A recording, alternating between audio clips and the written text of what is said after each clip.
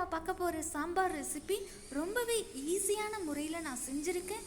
இது அவசரத்துக்கு நம்ம எப்படி செய்யலான்றதை வாங்க வீடியோக்குள்ளே பார்த்தலாம். வீடியோக்குள்ளே போகிறதுக்கு முன்னாடி சேனலை சப்ஸ்கிரைப் பண்ணிட்டு உள்ள வாங்க. Hi, this is Priyanka. Welcome to ஈமா ஹவுஸ்.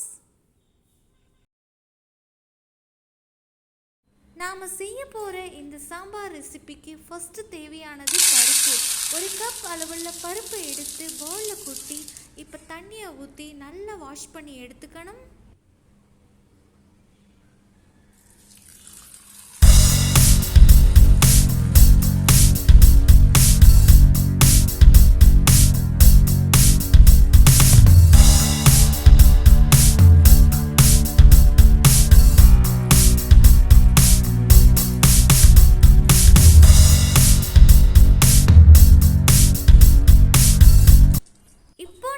ஒரு பாத்திரத்தை ஸ்டவ்வில் வச்சு ஒரு 2 சொம்பு அளவுள்ள தண்ணியை ஆட் பண்ணிக்கிறேன்.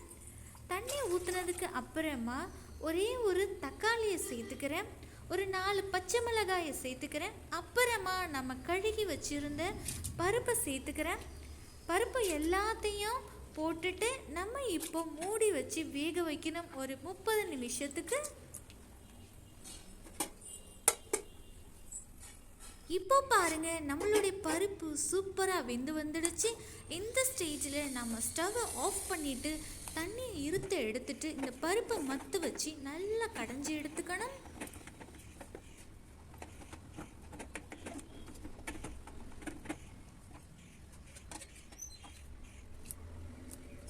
இப்போ நாம் பாத்திரத்தை அடுப்பில் வச்சு கொஞ்சமாக கடலெண்ணெயை சேர்த்துக்கிறோம், கொஞ்சமாக கடுகு சேர்த்துக்கிறோம்,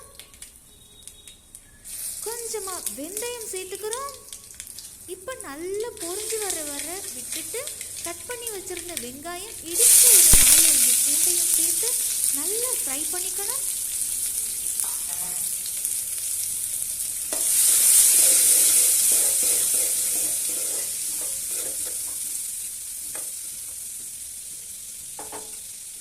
கொஞ்சமாக சால்ட் ஆட் பண்ணிக்கலாம், அப்போதான் வெங்காயம் நல்லா வெந்து வரும்.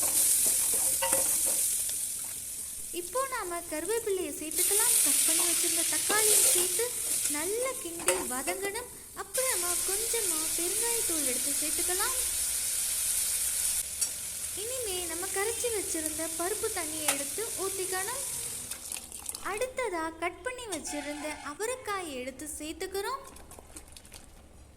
அப்புறமா கரைச்சி வச்சுருந்த புளி தண்ணியை ஆட் பண்ணிக்கலாம். இப்போ நாம் 1/2 டீஸ்பூன் சாம்பார் தூள் ஆட் பண்ணிக்கிறோம். 2 டீஸ்பூன் குழம்பு மிளகாய் தூளை சேர்த்துக்கிறோம். கொஞ்சமாக மஞ்சத்தூளையும் சேர்த்துக்கலாம். இப்போ நல்லா கிண்டி விட்டு மூடி வச்சிடலாம். ஒரு 45 மினிட்ஸ்க்கு குழம்பு நல்லா கொதிக்கணும்.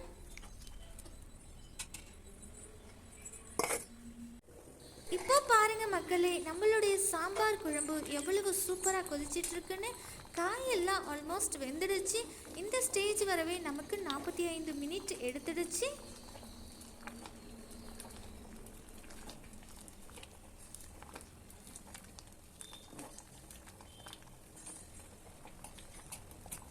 நம்மளுடைய சாம்பார் குழம்பு கொதிச்சது போதும். இப்போ நாம் ஸ்டவ்வை ஆஃப் பண்ணிவிட்டு சர்விங் பவுலில் மாற்றிடலாம்.